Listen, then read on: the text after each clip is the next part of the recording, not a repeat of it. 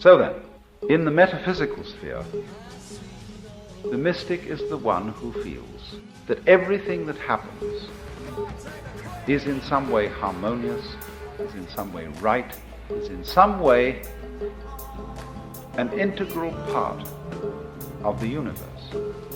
We must confront what is happening. We must be able to become aware of it in order to deal with it. Mm-hmm. And when we try to suppress or get rid of it without acknowledging that the feeling itself is happening, then we're still only just responding to it in a way, but now we're responding to it in a way that's counterproductive. Now, when we transplant or translate that into the moral sphere, the sphere of human conduct, the equivalent is this: there are no wrong feelings. And that what is best is to acknowledge what you're feeling and then deal with it from there. There are no wrong feelings. You have to be where you are first in order to then start to get anywhere else. There are no wrong feelings. Another thing that it gets called in the Gestalt world is the paradoxical theory of change, which is I must accept where I am first in order to change it. That acceptance is required for change.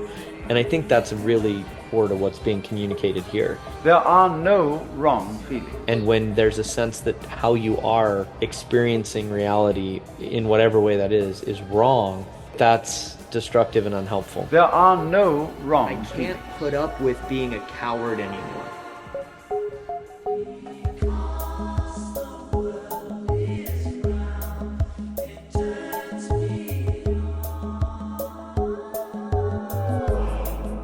This is the Spiritual Heretic podcast. Baby steps. Further light and knowledge. I liked magical toys. From the philosophies of men, mangled with humor. I don't believe in them.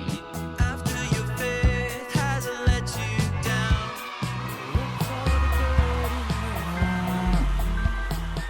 look for the people who will set your soul free. It always seems impossible until it's done. Look for the good in everyone. All right, Josh. So the way that I envision this is that this is going to be the third published episode for the Spiritual Heretic podcast that hasn't totally been published yet. We did a conversation back in March where we were kind of talking about heresy and heretic, and I published that on Infants on Thrones.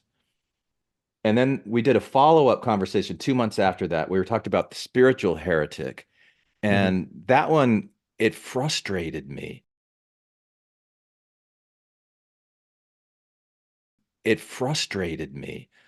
Because I felt like we kept talking past each other.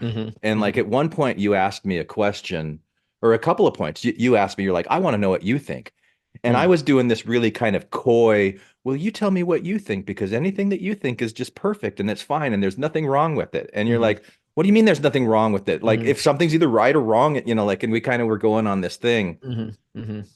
And I think I've come to terms with where we went, where we were talking past each other, because I've listened to that probably like 4 or 5 times since then. And so I thought today I'd like to spend some time with one of my heroes, which is Alan Watts. I love Alan Watts.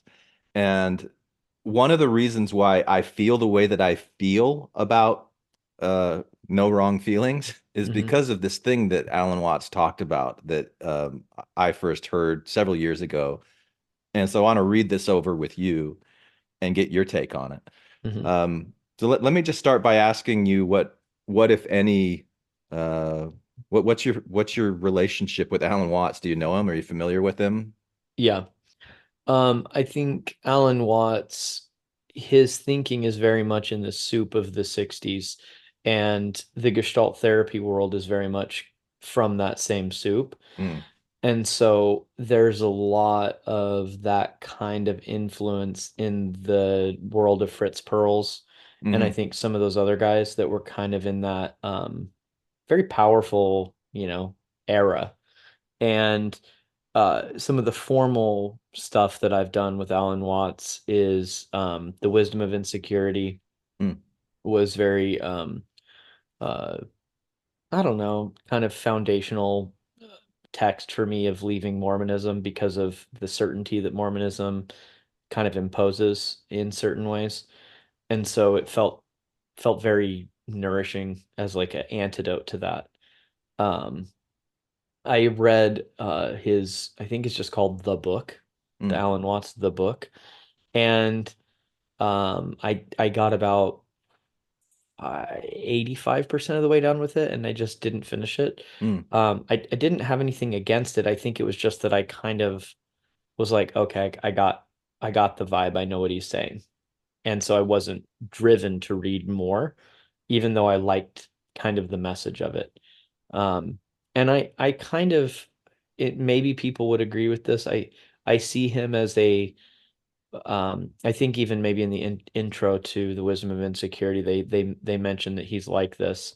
So this may not even be my original words, but it fits for me, and it's that he's somewhat of a translator of Buddhism for the Western mind.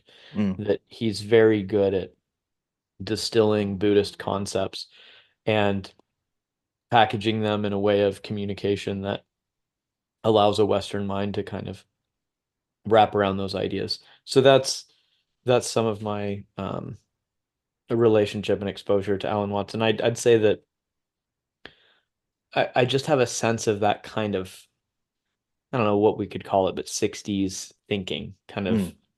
um yeah, Okay. hippies. Do you ever like listen to him, or has your experience been like the written word and you're It's reading mainly it? been, I think I must have encountered his videos at some point, but I haven't gone and like focused listened to them. Okay. Uh Yeah. I listen to his stuff. Like I've got 3 audio books that I bought like 5 years ago that are just compilations of lectures that he gave, sitting with a tape recorder back in like the late 60s on some, he had some kind of like a boat in Salinas, California, like a riverboat or something like that.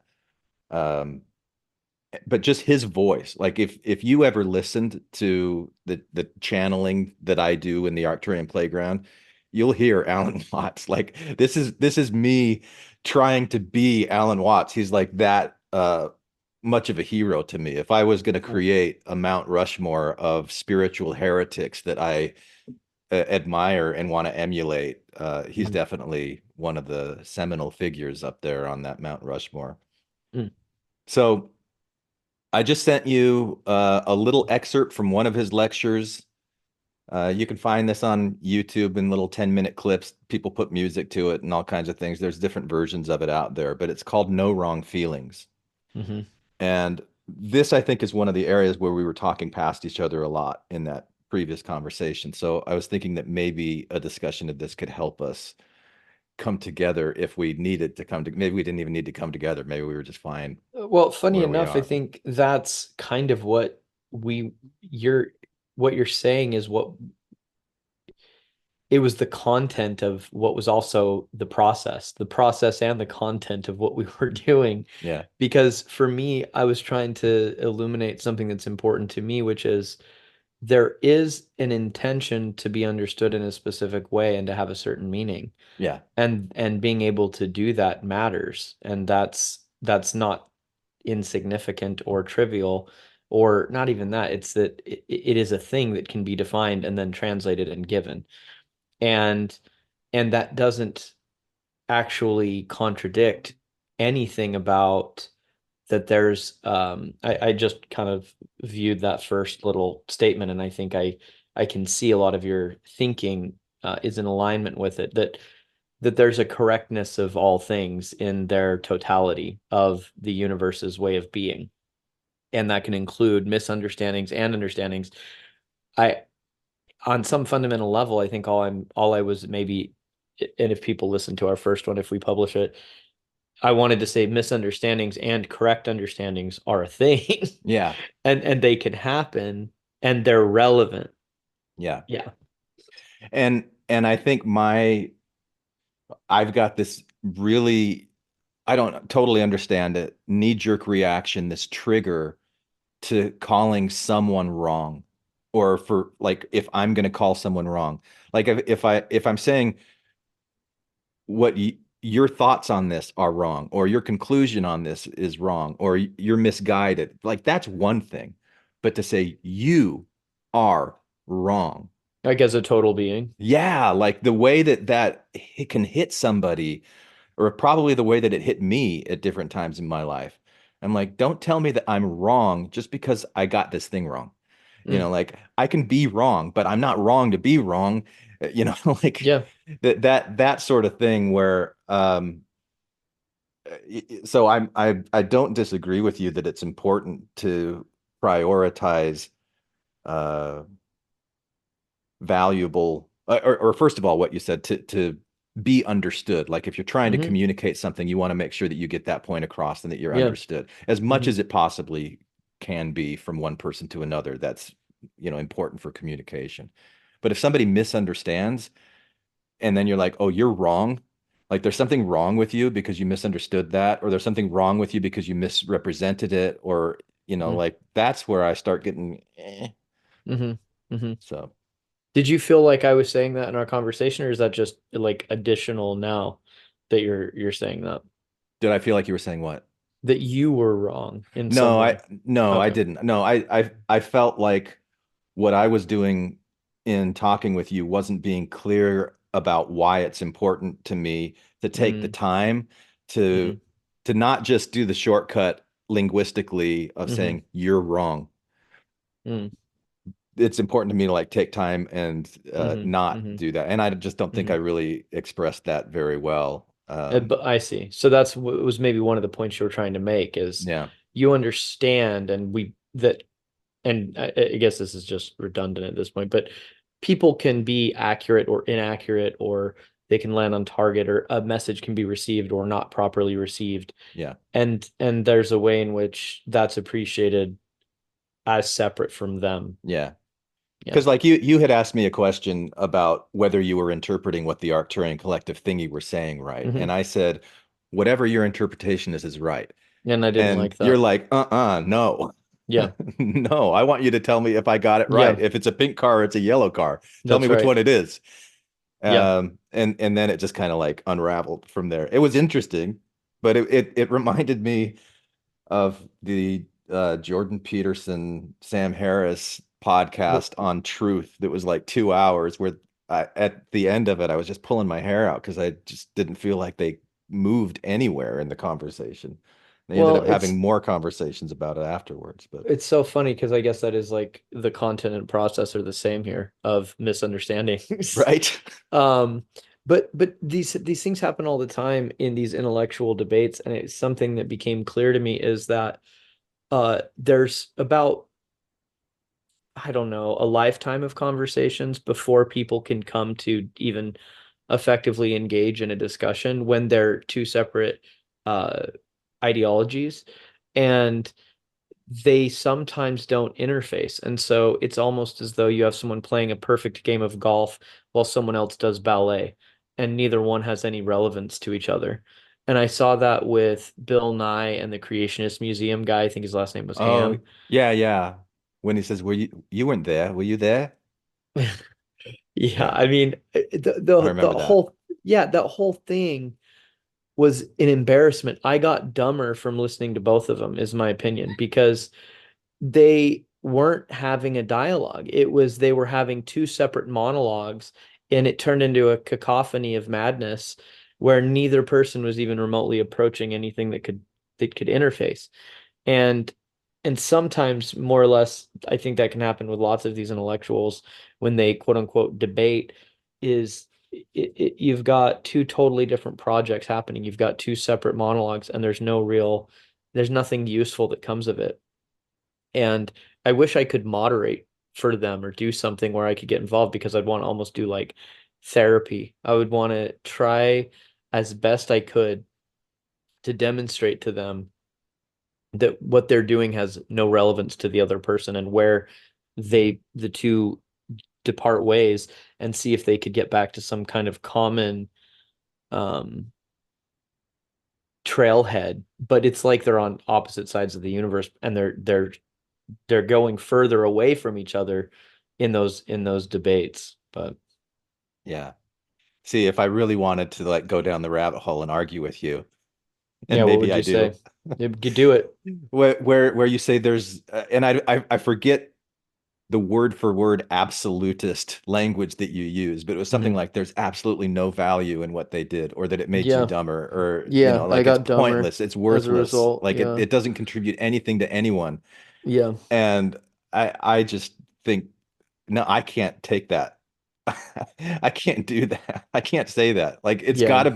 it's gotta have value. There's gotta be some value in it, even if it doesn't move the needle in the way that you would want it to. Even if it's just Bill Nye's side came out thinking he just destroyed this So Ham did guy, whatever his Ham. name is, So did Ham. Ham or thought the if same his thing. side thought, hey, it just destroyed him, They thought and that, no yeah. side budges towards the other, but all they're doing is retrenching in themselves, like there's still value in that from their perspective of what they're doing. But anyway, No, but this goes to a thing I think we were at last time, which is yeah, there's value in anything you value. yeah, right. So all I'm saying is I don't value it. Mm, And and what I value is some kind of actual dialogue where there's some connection made, uh so that the people can engage in something that has relevance between the two of them, and it isn't just someone playing their beautiful symphony while the other person plays jazz. There's no real interaction between the two. Both separate pieces are fine on their own, but it's, in my opinion, because I value a dialogue, yeah, I would love to see a discussion where they actually engage with each other in a way that allows them to have connection and maybe even have impact yeah, between each other. And I think the road for Bill Nye and Ham is so distant that the most fundamental thing they could both maybe agree on is we're both human beings. mm, Like that would maybe be what they could do at the beginning, and then they could say, and we both have a very specific way of valuing certain kinds of data. And Ham would say, I value data that I take as spiritual knowledge from God, and that is what I value. And Bill Nye would say, I value a process of testing things and placing them into experiments based on human logic and sensation and perception. And then they could discuss the merits of those two methods and um, their benefits and their downsides. That it would be a sincere and honest like dialogue of two people talking about where they separate, yeah, where instead I felt like it was because I don't value two people monologuing at each other. Although I will say there are things that came of it mm, that I learned from. mhm, I learned a lot from watching it actually. So there was a lot that happened to me that was useful as a result of seeing these various intellectuals. And it was, I came to realize that they weren't engaged. They weren't actually having something where they were like an earnest, honest, like it's almost like a game. It's like a hostile. There's a hostility to it and a negativity where what I would love to see is two people really honestly try to grapple with the human in front of them and take each other seriously and be sincere. I think that would be so fascinating yeah, to see that kind of a conversation, and to have one be like, so you really place more value on your logic and your systems of sensation than you do about the divine mystery of existence itself, and having some kind of lineage of tradition of interpreting and making sense of that, you know. And that would be where I think the two part ways, which is really right, just saying religion versus science. yeah. Well, Anyway, I think what I heard you say in all that is that you did end up learning something, and it a didn't make lot. you dumber from I listening guess to it. so. And so I feel like I won I think you a little did. bit. Yeah. I think you Okay. did. Point for I me. Yeah, so yes, in my hatred of the event, I learned a lot. Yeah. Cool. And in reference back to the Jordan Peterson, Sam Harrison, like the debates that they had after that first podcast on truth, they started steel manning each other's arguments, which I thought was a really important step in. I'm going to restate the main points that you said. I want to kind of validate what I'm hearing you say, whether I agree with it or not. I'm not just going to launch into my rebuttal. I'm going to make sure that what you said sticks around for a little bit longer, and then if we need to re-engage with something, I really like that technique, that steel manning technique. Is that what that is? I've heard that get used, Yeah. but I never knew what it meant. Yeah, it's in reference, I think, to the straw man. Like instead of Mm. creating a straw man argument that you can just like then knock away, like you steel man it, you make it more robust. You try to Um, really tell what you're hearing them say in your best formulation of yeah, it. it's here's what I took from what you said. Is that right? Can we now move on from this and you like build some points of congruence between us? Mm. Yeah, I like that as an approach. Mm. So let's see where we go today with Alan Watts. Um, So it starts off, and this is just an excerpt from a larger lecture, but he says, so then, in the metaphysical sphere, in the metaphysical the sphere, mystic is the one who feels that the everything mystic is the one who feels that everything that happens is in some way harmonious, is in some way right, is in some way an integral part of the universe. Now, when we transplant or translate that into the moral sphere. Now, when we transplant or Wait, let's address this first Oh, one. yeah, please go. So I suppose based on our dialogues that you consider yourself a mystic then. I'm trying to be. I want to be. Yeah, like I'm a yeah, I want to be a mystic, and I want to deprogram those parts of me that Mhm. would make me reject things because I haven't really explored them enough. Mm. Hmm. Okay.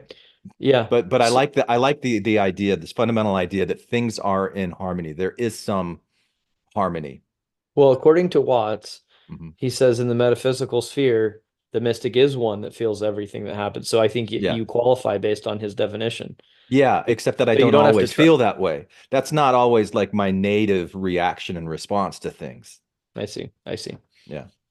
So what I would say is where you and I may have a parting of ways if we do our own thing of trying to have a dialogue here, is that I don't believe it's valuable to be a mystic or that there's an inherent superiority of the mystic. Mm. What I would say is it is a lens which Mhm. may be useful to adopt, and it has certain effects that give you an ability to look at things in a particular way that lets you maybe it can be a lens that can be intentionally used, and that intentional use might, in a larger frame of things, be good. Yeah. And I would say I'm kind of more zoomed in myself.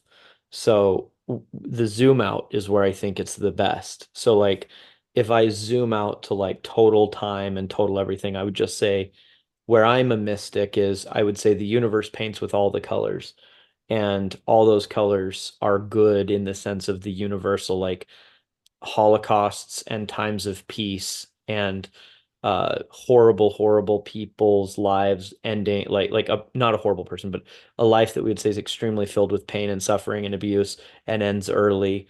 And then the contrast of that, of like a long, luxurious, happy, supposed, depending on what you define as happy, but like one we would all mostly agree on as free from, external suffering as possible. The universe allows for all these different kinds of existence to occur, and you would say supports it. I think there's something to that that lets you not get it's valuable to take that stance at times. Um, but then I would argue that I still have my own human value sets that exist that are not mystic based.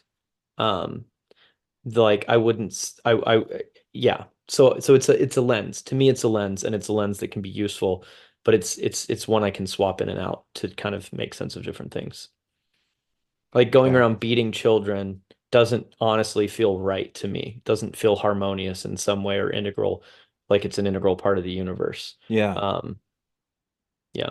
Okay, I appreciate that you said that. So it's a lens, you can adopt it at times or Yeah. not, but like Yeah. there's something about mysticism that kind of seems to trigger in you this concern that you're gonna call virtuous things that aren't virtuous, or harmonious things that aren't really harmonious, like somebody beating a child.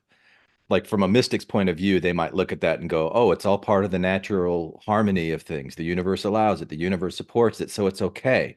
And you're like, no, no, no, no, I'm not going to go there. Is that what you're saying?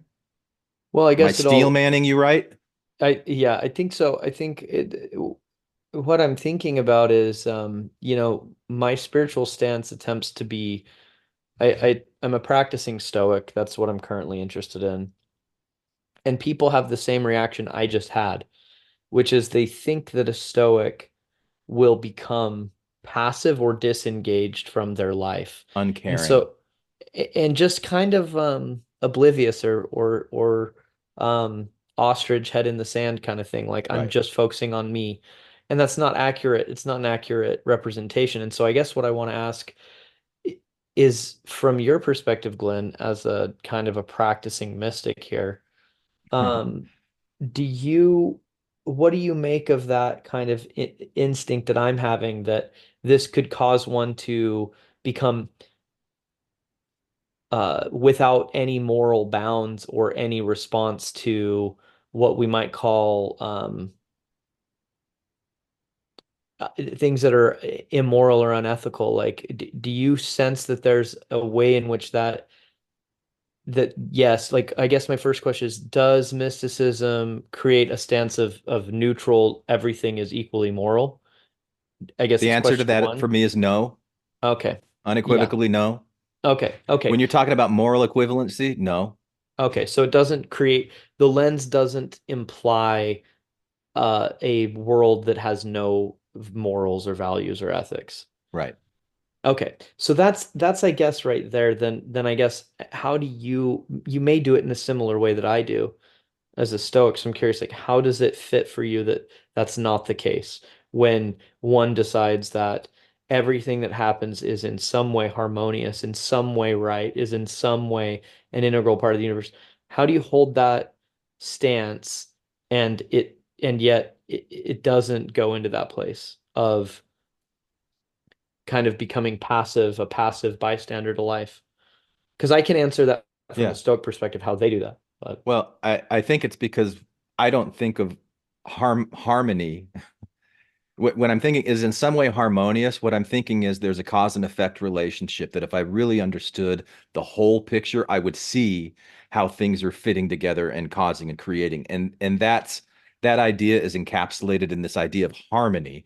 But I'm not saying harmony as in like sweet music that is beautiful and wonderful and doesn't have any cacophony in it.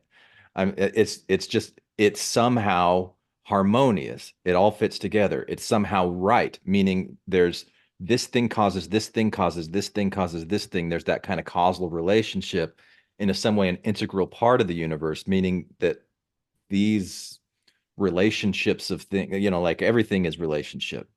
So, and if I understood it better, I would be able to see how everything fits together in that way.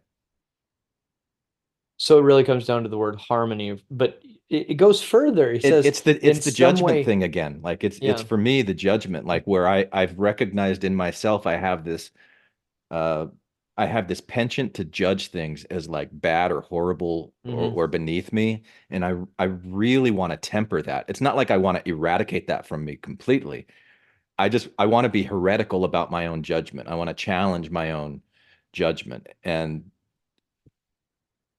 yeah, I think that's what is motivating me in these cases. Hmm. Hmm. But he goes further and says, is in some way right, Yeah, in some way an yeah, integral part. Now, integral part and harmonious, I could see those as like we're going to define harmony not in ethical terms. We're just defining it in it is parts playing a role in harmony, in balance, in contrast, in they support sound and some kind of musical thing, right? yeah. And I guess in that sense, I'm trying to steel man it myself now, which is to say, w- in some way, right, could may not necessarily mean ethical or Yeah. good. Right. Yeah. It may mean Just accurate is. or appropriate to being or something like that. Yeah. It is Serves how a it is. function. Yeah. Like when a shark eats a baby out of its mother's arms, there's something right about that in some way. So there's something right about that in the sense of the shark isn't committing an immoral, an Yeah. intentionally immoral act. It's being a Yeah. shark, Yeah. The like shark is right in eating its hunger, and it's no longer hungry. And I guess there is something right about that. yeah. Okay. So that's what I've called the first verse because I've numbered these little paragraphs here. So the second Mhm. one. Now, when we transplant or translate that Now, when idea we into the moral sphere, transplant or translate that into the moral sphere, the sphere of human conduct, the equivalent is this: there are no wrong feelings.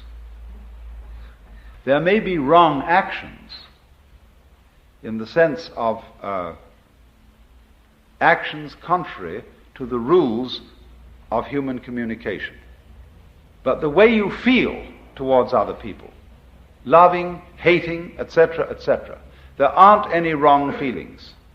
And so to try and force one's feelings to be other than what they are is absurd, and furthermore dishonest.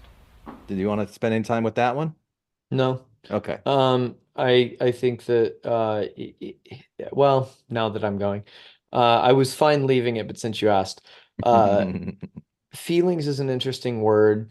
Yeah. I would say there are specific things that we call feelings, and everyone has different meanings, and there's a lot of different psychology behind this.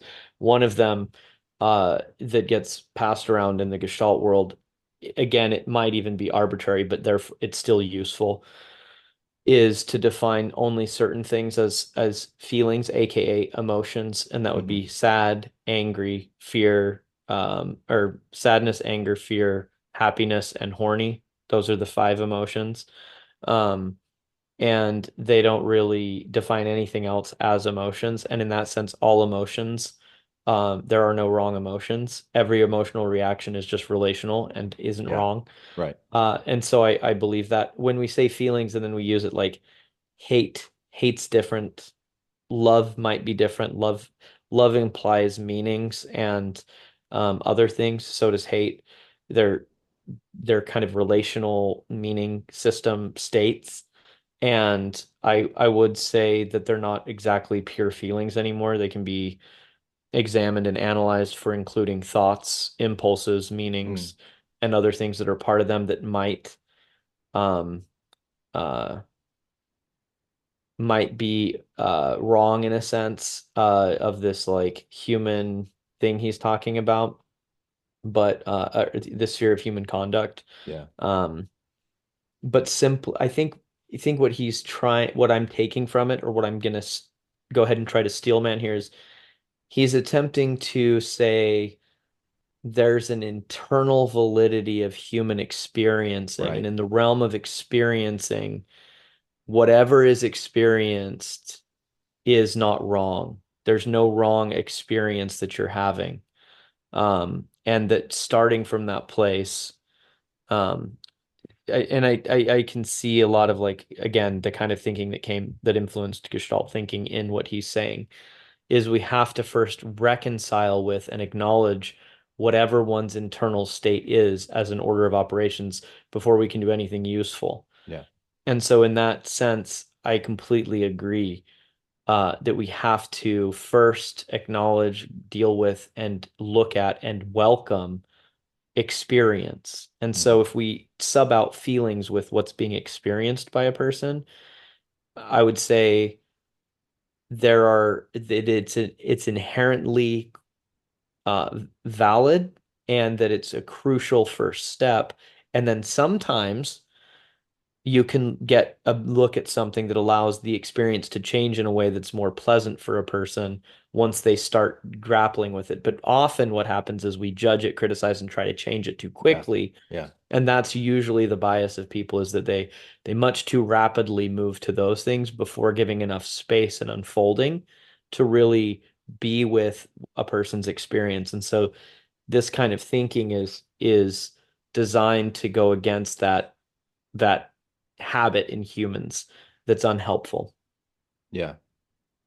Yeah, and there's a metaphor that he gives before he launches into this feelings part where he's talking about weather systems, nature, and just, things happen, and that Yeah, emotions and feelings, and I would even include some thoughts, are like weather systems inside of the human nervous system that arise and are part of this experience of living. That if I can learn how to accept what comes up in me, whether it's an emotion or a feeling or a response, and I can watch it, I can observe it, and then I can judge it, and I can determine, is this valuable? Is this helpful? Is this not? I think there's a lot of value in that. But I appreciate what you said about not rushing to that, like taking the time to acknowledge and accept what comes up within you. And then that puts you in a place where you've got some power on how you're going to react and respond to it. And I think that there's a lot of programming that we receive that makes us ashamed of our feelings and the things that arise up within us and make us feel wrong. And he goes on to talk about that. Give some examples here. And also, I really agree with this idea to try and force one's feelings to be other than what they are is absurd and dishonest and just counterproductive. I would say it doesn't change the original state, but it adds another one, which is some level of just kind of like destruction. It's destructive, and it adds more. It leaves the original thing intact and adds also more things that are bad to the system. Yeah. Okay, so continuing on to what I've called verse 4 here. But you see, the idea that there are no wrong feelings. But you see, the idea that there are no wrong feelings is an immensely threatening idea to people who are afraid to feel in any case. And this is one of the peculiar problems of our culture, that we are terrified of our feelings because they take off on their own. And we think that if we give them any scope, and if we don't immediately beat them down, they will lead us into all kinds of chaotic and destructive action. It's so funny that we, in our Western culture today, say that kind of thing. We who do more chaotic and reckless kind of action than anybody ever did. But if, for a change, we would allow our feelings and look upon their comings and goings as something as beautiful and as natural and necessary as changes in the weather, the going of night and day, and of the four seasons, we would be at peace with ourselves. We would be at peace with ourselves. Well, only in part. I think for me, and maybe he gets to this later, why they get looked upon this way is people are afraid of the impulses that are associated with strong feelings. Particularly, people get overwhelmed when they experience other people in a certain state, like sadness. People get overwhelmed if they see someone ruminating on some negative, like really toxic thinking. People get afraid if they see someone overwhelmed in anger because they are afraid for their own life. People feel threatened by or worried about other people's like sexual energy. I think the only one that if someone's overly fearful, you start to feel like maybe you should be afraid. The only thing that I think that people are probably really comfortable with someone who's expressing a lot of happiness. And the simple point I think I'm trying to make here is I would, if I could have a conversation with Alan, I'd be like, well, what about the fact that if you felt that someone was really stable and in control and they weren't going to be impulsive with their emotions, does that make a difference? And I think that that's really it's the call to action associated with the emotion that often can make people afraid of them. So I guess I'm just saying our society restricts it or does feelings poorly because we're afraid and because we are so impacted by each other. And I think that there's room for appreciating that. I guess there's room to appreciate that from my view, that should be understood. Like, if someone, I mean, later, I mean, we're going to get to this, but he's like, if someone's really sad, they should cry. And yes, that's true. But if someone's crying around you, what if your feeling is you want to run away from them? Then you should run away. And that's where we start to get to it getting complicated. Well, maybe, but maybe the feeling isn't I want to run away. The feeling is discomfort. Yeah, The the and feeling is then like discomfort. the thing I'm going to do to manage my discomfort is remove myself from the situation. And that may or may not be the best action to take in response to that discomfort, that Right. feeling that comes up. Yep. And yeah, he does Yeah. go on to like parse that out a little bit. Okay, well, let's But see where it goes. But but unless you have reactions to what I was saying. I just want to say one thing, because as you were talking about this, and especially his last line, that if we could really accept our feelings, we would be at peace with ourselves. Hmm. It reminded me of when you talked about going to the nudist beach and your Hmm. experience there of like, I'm just going to strip it all off. I'm going to be here. Yeah, it's uncomfortable, but eventually you got to where you were just at peace at being with who you are. And you were proud of your body too, but not totally proud all the time. Yeah, I But mean, everyone so I has. wanted to ask you if you have that peace. Well, I don't know. I mean, I think that the problem, Sartre said hell is other people. And I feel like that's the thing that Alan, I would want to discuss with him. I would want to be like, well, whose feelings? Because we impact each other. And so, a child who sees his father in rage is gonna have a reaction in their nervous system and their meaning making and all this stuff. And a lot of this comes from seeing our parents with their emotions. And so if if I'm going to steelman this, I'm going to say, I think Alan's trying to say in this idyllic paradisical world, everyone is so in harmony and good with their feelings that they never behave badly, and nothing ever badly comes from this. And so there's all of this support to just feel whatever we feel, and nobody has their own reaction to that that's ever bad or something. But the problem is really about the way that things do happen in life. And when a person is overly sad and overwhelmed, or a person is having these things, a little child doesn't have a way to make sense of that, and they Sure. might be having these really intense reactions, and that's where people's discomfort with each other's experiences come from.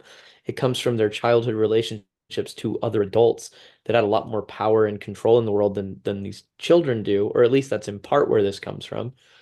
It's one of the things that we could look at anyway. And so that's where my mind goes, is like, yeah, when everyone's really repressed, you need someone like Alan Watts to come in and tell everyone to like let it out. And there's an extreme value in letting it out. But there's also a reason why people got the way they were. And it's significant, and it has meaning to me that when you're just telling, if the call forward is a call to just do whatever, it doesn't, I guess But I that's want not the him call to. forward. Yeah, I mean, And maybe that's not the call forward. no. Maybe the call forward is very different. I guess I'm just trying to say people are the way they are for good reason, in Yeah, my view. you might call it harmonious and right, and whatever the other one was. Yeah. Yeah. That's a very mystical approach to take. Yeah, maybe that is the mystic lens, I suppose. Yeah. But yeah, let's Yeah, just so we'll get to continue. it. All right. Because what is problematic for the Western man is not so much his struggles with other people. Because what is problematic for Western man is not so much his struggles with other people and their needs and their problems as his struggle with his own feelings, with what he will allow himself to feel and what he won't allow himself to feel. He's ashamed to feel really profoundly sad, so much so that he could cry. It is not manly to cry. He is ashamed to loathe somebody because you are not supposed to hate people. He is ashamed to be so overcome with the beauty of something, whether it be a natural landscape or a member of the opposite sex, that he goes out of his mind with this beauty. Because all that kind of thing is not being in control, old boy, not kind of having your hand on the wheel. But it is because, you see, we don't go with that we are not in control, that we try to pretend that our inner life is different. So I think this is the most releasing thing that anybody can possibly understand, that your inner feeling is never wrong. That's to say, what you feel, it's never wrong that you feel that way. It may not be a right guide to what you should do. It may not be a right guide to what you should do. In other words, so he is getting there with what I was saying. Yeah, in other words, if you feel that you hate someone intensely. In other words, if you feel that you hate someone intensely, it isn't necessarily the right way of dealing with that feeling to go out and cut his throat. But it is right that you should have the feeling of hating, or of being sad, or of what? Frightened, terrified, whatever it is. For you see, when a person comes to himself, he comes to be one with his own feeling. And that is the only way of being in a position to control it. And that is the only way of being in a position to control it. Yeah, so again, this reflects a lot of the kind of thinking of Fritz Perls and Gestalt world, which is we must confront what is happening. We must be able to become aware of it in order to deal with it. Mhm. And when we try to suppress or get rid of it without acknowledging that the feeling itself is happening, then we're still only just responding to it in a way, but now we're responding to it in a way that's counterproductive, which causes us pain and difficulty. And that what is best is to acknowledge what you're feeling and then deal with it from there. And then from that place of, I don't know if Bob Resnick made this up, but he was always quoting it, and it may have been one of his things, but it was, when you're in Chicago, the only place you can make a call from is Chicago. Like if you're calling somebody and you're in Chicago, that's where you're at, which basically That's because is he didn't know about VPNs, did he? Right. Still, it's VPNing from there. Yeah. But it's basically to say you have to be where you are first in order to then start to get anywhere else. You must acknowledge, and to some degree, another thing that it gets called in the Gestalt world is the paradoxical theory of change, which is I must accept where I am first in order to change it. That acceptance is required for change. And I think that's really core to what's being communicated here, is separating, and he's doing a good job of separating the emotion from the action, or the state of experience from anything that is then done from that place of experience, and that's a necessary beginning in order to deal with yourself. And when there's a sense that how you are experiencing reality, or in whatever way that is wrong, that's destructive and unhelpful.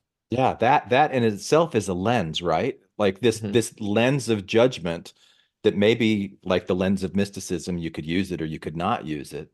But if as children, as we're learning how to express ourselves into the outer world by watching our parents and responding to their emotions or other people around, and we start to think that we are innately wrong for feeling the way that we are, then we've always got that lens inside that we're looking at ourselves and judging ourselves through that lens without realizing that it's a lens. Right. Well, and it can have a lot of other bad effects too. Like it can make people kind of not be in touch with what they're really feeling, because they don't want to, because in order to survive, they can't acknowledge a certain feeling, then they will suppress it out of their awareness. Yeah. And so they'd be like, I'm not angry. And it's like, yeah, you are. Yeah. All right. It is exactly this way. It is in that the exactly sailor this always way keeps that the wind in his the sails, sailor whether he wants always keeps the wind in his sails. Whether he wants to sail with the wind or whether he wants to sail against the wind, he always uses the wind. He never denies the wind. Well, and it's exactly that same sense that a person has to keep going with his own feeling. Whether he wants to act as the feeling obviously suggests or act in a different way, he has to keep the feeling with him, because that's his own essential self. But when he attempts simply to sail against the wind, he's lost himself. He's become just a kind of empty mask which hasn't got any real life behind it. And all its protestations of love and goodwill are hollow. So you see, it is in the most basic, simple situation. A mother has a child. She got it by accident, you know? And she thinks, oh, heavens, now I'm all tied up, full of responsibility and so on, I can't stand it. So I really didn't want to have it, and no, I mustn't think that thought. All good mothers naturally love their babies. And so when she gets the baby, she says, darling, I love you, but her milk is sour. And the baby gets the other message. And the baby's mixed up. And it would be much better if that mother said to the baby, listen, you're a pest and you're a nuisance, and I didn't want to have you around. Well, then they understand each other. And everything's clear. There's no confusion. There's nothing mixed up here. And two, when you feel somebody is a pest and a nuisance, and you really let it go and you tell them so, you're apt in a while to get a sense of a kind of humorous feeling about it. That you can begin from telling them that they're a damn nuisance, and I wish you'd just disappear and get lost. After a while, you say, yeah, you old bastard. You know, and it begins to have a kind of affectionate feeling to it. And it becomes to have this kind of affectionate feeling. So anything you want to touch on from that? No, I think it's nice. I think it gets to a lot of the points I was kind of bringing up earlier, is he's really just wanting people, or he's advocating for, we must confront the real feeling, or when you're in a sense of falseness, then you can't really begin to, it goes back to that paradoxical theory of change. And again, I think Alan Watts and Fritz Perls and all these guys, they were really on this thing that was the kind of thinking of that era, of the 60s, and the kind of opening up and actually dealing with a lot of this stuff that they were dealing with. Yeah. Yeah. All right, let me wrap it up, and then I'm going to ask you. I'll tell you what I'm going to ask you once we finish this. I'm going to ask you, in what ways do you see this message as being heretical? All right. So to sum it up. So, to sum up, what the mystic primarily feels is the divinity, the glory of whatever is. And when we apply that to the moral sphere, what is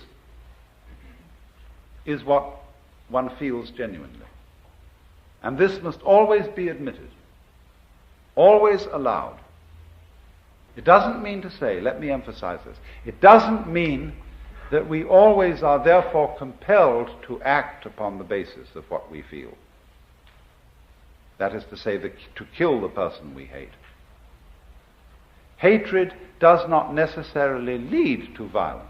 It is unacknowledged hatred that leads to violence.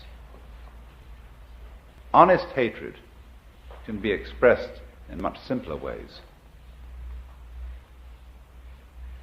But the expression, the recognition, the acceptance of what is honestly felt is the moral equivalent of the vision that whatever exists is a manifestation of the divine. A manifestation of the divine. So does any of that feel heretical to you in any sense? Well, I think in our modern era, when we must look at dogma in order to create heresy, and it would be because to me, heretical, it means to have that questioning certain ideas is a sin, is the sin of heresy, right? Like that you're going against God to question something, like to push back on a certain idea is bad. Mm-hmm. And so we have to look at the ideas that this could digest and absorb. And it would be like in the, like, I don't know, like what's the current dogma? I mean, you have to look through a certain thing, or what is the zeitgeist of the spirit of the day? Um, and then it could be heretical. You could use this to commit heresy.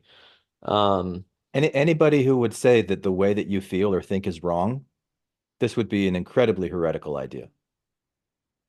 To say there's no wrong feelings, there's nothing wrong with feeling the way that I feel. Well, I think on the surface, a lot of people would just want to say they agree with that, right? I don't Don't you? know.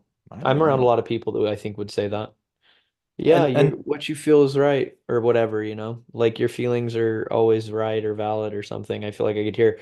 But then if you said something like, I don't know, I could think of lots of different, I'm trying to pick one actually. Like if I could say, "Oh, I really don't like my mom," they'd be like, "Oh, well, you're just being misogynist or something."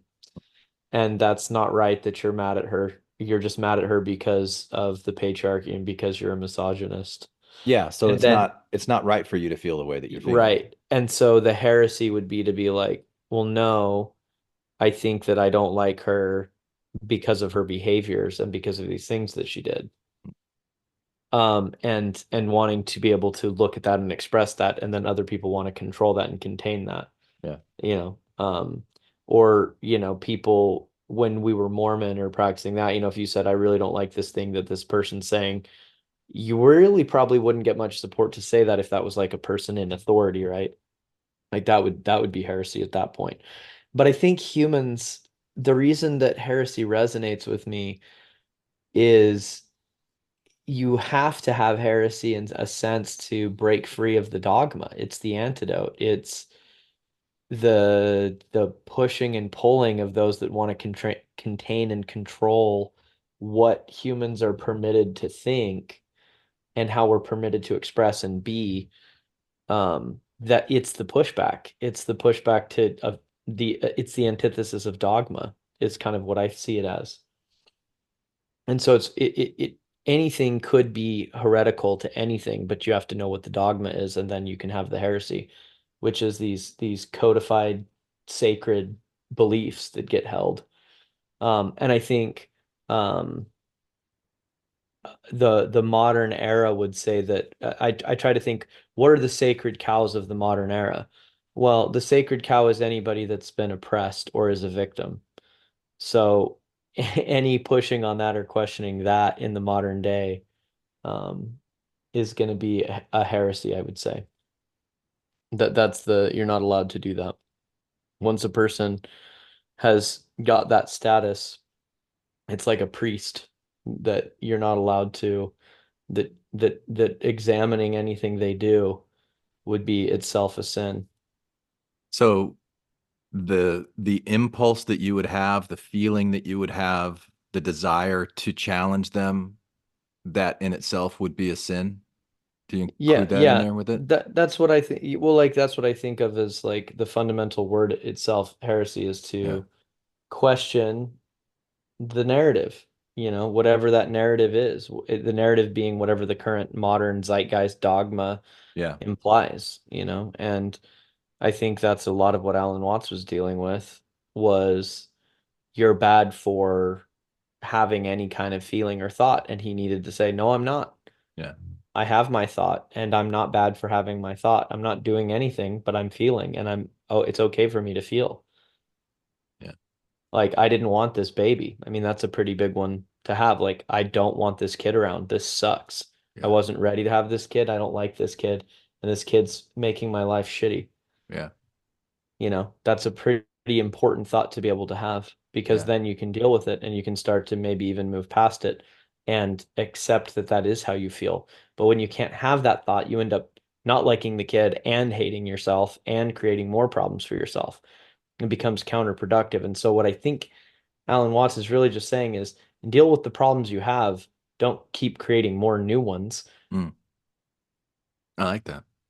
Can we go back to your mom for a minute? Because that was fascinating to me, how you don't like her. Well, I mean, I just picked something like because I was like, well, what's misogyny in the world, right? Like that's if you criticize women, so I was like trying to do it in a way that wasn't.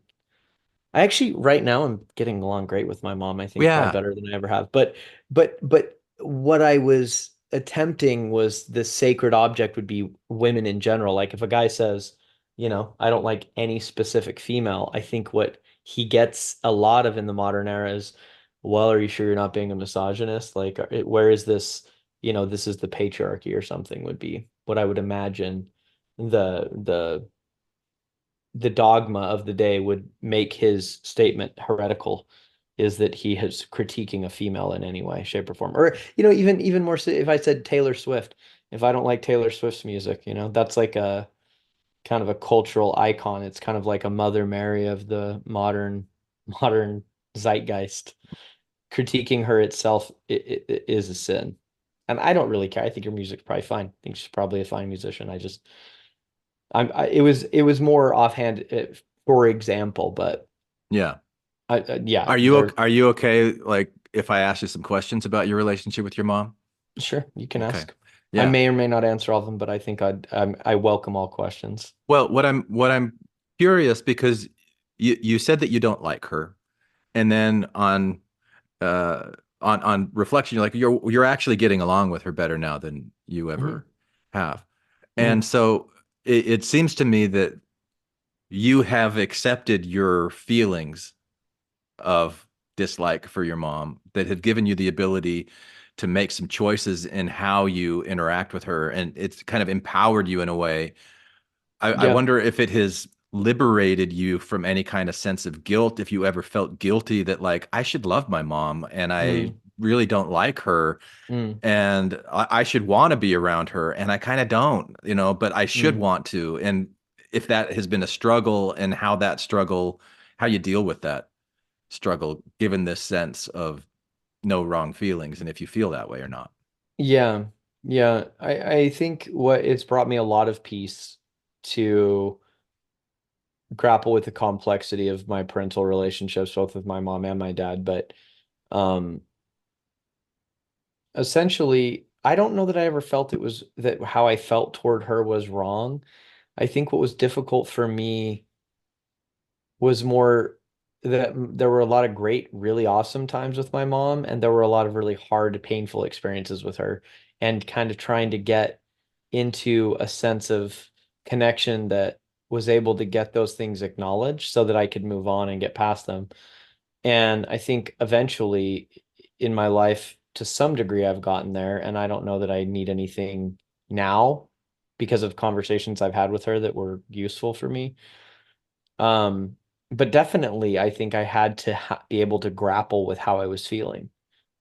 I had to be able to come to terms with my emotions and my feelings of hurt, being sad, feeling sad with how things went out, feeling angry with how things happened. Um, and and I think another thing that really helped me is probably losing a sense of that I'm in a sense like I have it a lot less of like I was wronged. I don't feel that I was wronged in the same way that I may have in the past. I feel Mm, like she did things that were not great for me, and I have to deal with those things because I'm the one that's my life will improve if I deal with them, and I want to deal with them so that my life improves. And so I've come to terms with grappling with them at whatever level they come up, whenever they come up, so that I can live the life that's the most beneficial to me. mhm. What would get in the way of that, to your point, would be if someone interpreted and made everything I said about me being a misogynist, hating women, because I have a difficulty with things that my mom did. Mm. And if they had that view and they were imposing that on everything I was trying to do, they would be shutting down the thing that was going to heal this, in a sense, you know? Yeah. And They so, they would, and I'm not terribly interested in them. but my point is, this is the importance of being a heretic, Yeah. because you prevent people healing when you jump on and you impose a worldview that doesn't let them feel how they feel, exactly as they feel, and explore it in its own rightness so Mm. that they can deal with it. And this is part of what I feel passionate about with the idea of being a heretic is you have to get the interpreters or the people that are saying don't feel this way or don't be this way, that are going to impose those dogmas on. You have to be able to, someone in the system is going to help everybody if they confront that, so that there's room for people to feel how they feel. Yeah. Yeah. Okay.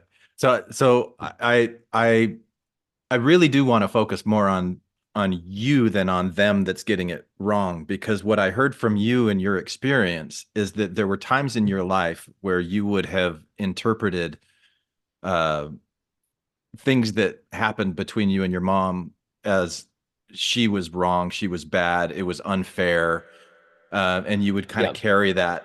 And you've done enough work where you've resolved a lot of that. Maybe it's not completely gone, but you don't feel it as strongly as you Yeah, used to. That's what I heard you say. I don't feel some kind of righteous indignation anymore. Yeah. I feel more of a sense of, yeah, that's not great that things happen that way, and I don't agree, or I don't take the side of uh what she did was the best way to handle a situation.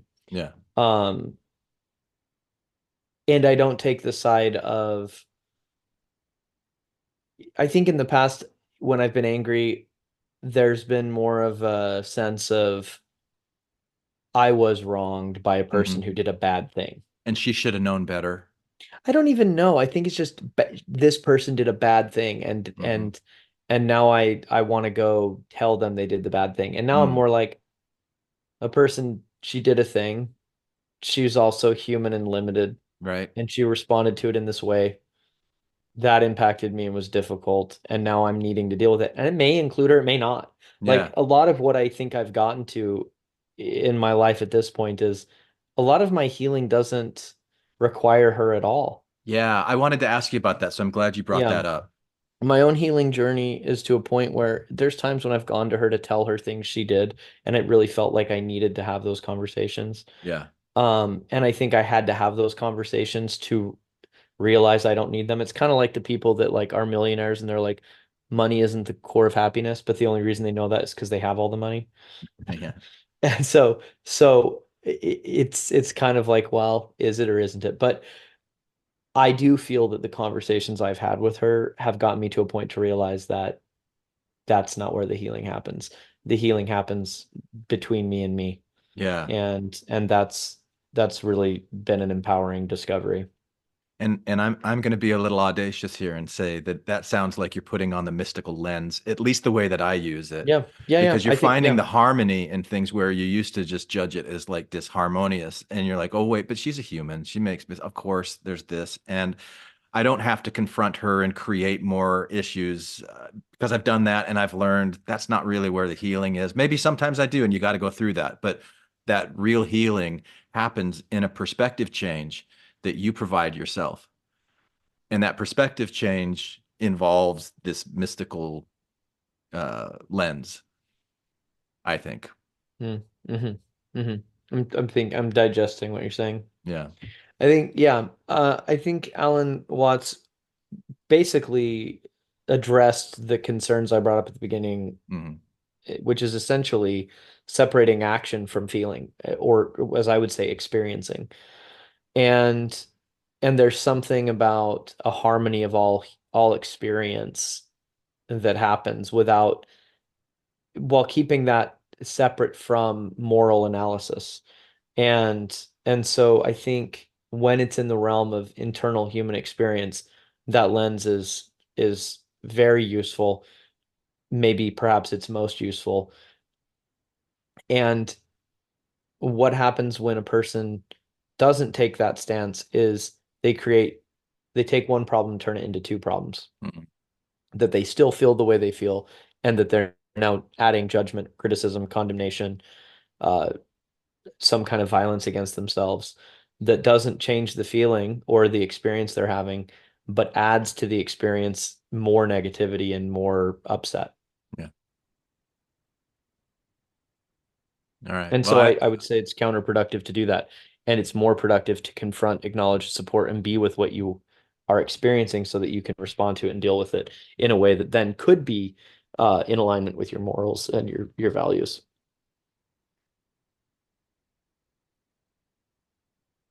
all right. One last thing I want to do before we jump off, because Hmm. I been using Chat GPT, for about a year now, I guess. Hmm. And I loaded our previous conversation. I transcribed it into a PDF and I put it into Chat GPT and I asked it to analyze it and help me understand like where you and I are talking past each other, and it like Oh, helps me wow, that's hone in on cool. all these details. And then I put in the Alan Watts lecture today and was like saying how I want to read to you what it said, but I was asking how could I can't find exactly where it is, but I was I went down this rabbit hole of heresy because I wanted the question that I asked you about like Hmm. what's heretical about this no wrong feelings thing of Alan Watts. Hmm. I asked that at some point, but I can't find it where it was. Hmm. Um, but it made me wonder if there was a difference between healthy heresy and unhealthy heresy. Hmm. Hmm. And here was the suggestions that ChatGPT gave me about healthy heresy. And so I'll just kind of end here, see what you think about this. Hmm. That healthy heresy would include 5 points: constructive criticism that challenges established norms in a way that encourages growth, improvement, and deeper understanding. 2, empathy and respect. It maintains respect for differing viewpoints and seeks to understand the perspective of others. 3, it's well informed, bases challenges on thorough research, knowledge, and rational argumentation rather than misinformation or ignorance. 4, it's open-minded, remains open to being challenged. In return, is willing to adjust views based on new evidence or insights. And then 5, purposeful. It aims to promote positive changes, social justice, or personal growth rather than simply opposing for the sake of opposition. And then the unhealthy heresy is probably the inverse of those things: destructive criticism, seeking to tear down established norms without offering constructive alternatives or solutions. 2, disrespect and hostility, engaging in confrontations with a lack of respect for others' beliefs and experiences, often leading to divisiveness and conflict. 3, misinformation, relying on false information, unfounded claims, or conspiracy theories to support challenges, which can mislead others and cause harm. Now I'm thinking about that Bill Nye and Ham discussion. It seemed to have all these unhealthy things in here. Hmm. Closed-minded is unwilling to consider other viewpoints or new evidence, remaining rigid and dogmatic in their oppositions. And then 5, negativity and cynicism. Hmm. Focuses on negativity and cynicism, often motivated by anger, resentment, or a desire to provoke rather than to improve. Hmm. Anything come up? You agree with those things? Not. You're making a face. No, no. I mean, yes, I do, but no, I don't. And it's that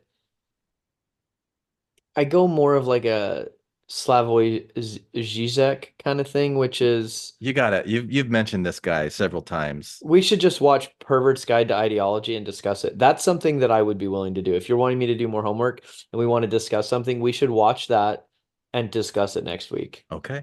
Let's do Perverts. that. What is it? Pervert's Guide to what? Ideology, I think. All I think right. it's called A Pervert's Guide to Ideology. All Yeah. right. There's a part of it on YouTube that I've watched before, but I think essentially like ChatGPT is already needing heresy because I don't accept ChatGPT's programming. I don't accept its values or its morals. I don't accept what it's trying to put forward or what it thinks this world is about or what these concepts mean. And I don't think its ideal world is what I agree upon as an ideal world. Yeah. So, That's what I want to um, hear. Yeah. I want to hear your reaction to it. Like, don't ever make the mistake of thinking that I put something in the chat GPT and I push enter and out comes gospel. Right, right. No, Well, I'm yeah, it's already I so heavily interpreted by its makers, you know? perfect. Yeah, and so I think that the goal of heresy is inherently valuable because it takes an idea that's been held, that's been the idea is being made to succeed in a battle of ideas by never facing challenge. It'd be like if you have somebody winning a race because they've never ran it, but they get dropped off at the finish line. And that's what dogmatic ideas do is they get protected from criticism. And so they must be criticized in order to be seen if they have any value. It's what can be harmed by the truth should be harmed, is essentially what I'm saying. But if it like to me, I can see Chat GPT being a valuable tool. It's like a microscope. Right. Like really honing in on certain things. And yeah, Yeah. it's got its own programming biases and Yeah. things like that too, but it's got this power of being able to put things together that I don't know, it makes me think. It I'm makes not me question. attacking, I'm not saying ChatGPT has no value. Hmm. I'm saying ChatGPT is so already enshrined in a dogma that its attempt to describe heresy's value already comes from its own programming, which is like it has to like heresy has to improve the world. I don't agree. I don't Hmm. think that heresy has to improve the world. I think heresy has to destroy dogma, and that's its only purpose, and that inherently is valuable.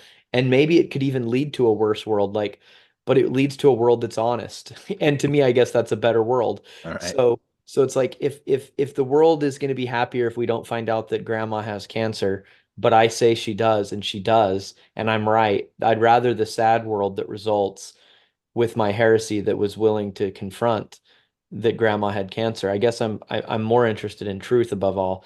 And so because that's my higher value, it wants justice and equity, and it's already programmed to say that's what its stuff is. And I'm like, I don't know. I don't know if I want that. Hmm. I don't know if I know what it means by that. I don't know if heresy has to have those things in mind when it does it. I think that it's describing a polite conversation, a useful way to interact with others. I think it's not that it's necessarily wrong, it's that it's already got the camera pointing in a certain direction, which it's been programmed to do. And I'm just saying it's an incredibly powerful tool. It's an incredibly useful tool. And I think it's fascinating how you use it, Glenn. I think it's amazing. Um, and when I hear it speaking, I just can feel its programmers guiding it to have its polite little way. And I don't know. I don't place such a value on politeness. Hmm. I kind of I have different values. That truth must prevail, and that we have to go. I want to know if chemtrails are real, you know? I want to know if we've got, I mean, I didn't know anything about cloud seeding and I thought that was just crazy. And then Oh yeah. apparently there's like stuff happening in the deserts of Dubai. Yeah, there was Dubai, and I something. was like, Yeah. what the fuck? What is Yeah. are we doing geoengineering now? Is that real? So these are the kind of things that are considered heresy to question our day, is like you'll get laughed out of the street and called Yeah. crazy, but I kind of want to be a little crazy. I want to Okay. ask. Good. So Let's do it. so Let's that's where I operate from, where it's like ChatGPT's like, you need to be really nice and sweet and everyone's feelings. And I'm like, I kind of just want to have a rowdy conversation to find out what the hell's going on. And then we can be nice. All right. Yeah, I'm also very interested right now. You mentioned the chemtrails and the cloud seeding. Yeah. I'm very interested in the deep state stuff. What is this? Like We want to like find out. RFK Jr. Let's- is talking about. Like, Okay, two movies I think we should watch that are heretical that would be pivotal and I think amazing would be the big documentary that came out about the assassination of JFK, which Okay. is essentially like the CIA killed him, Yeah. because he wanted to get rid of the Federal Reserve and do some other things that they didn't like. Other big ones is what's going on with geoengineering. Is it a thing? Is it happening? Yeah. How would you and I even begin to find out. That kind of stuff. Like I want to introduce you to Johnny Harris, who I discovered just like a month or two ago, who makes YouTube videos, and he's an ex-Mormon. Okay. And he's done like, it was his video on the deep state, and he's this independent journalist. Yeah. So this next week we'll do Pervert's Guide to Ideology, and then maybe the week after that we can do the Johnny Harris take on the JFK assassination or something like that. Okay, cool. But I watched he's got a little expose on like what Mormons really believe, and I thought, okay, I'm gonna watch this, and this will give me a sense. This is like my litmus test of whether I can trust this guy. and was it good? Oh, it was awesome. It was so good. It was so good.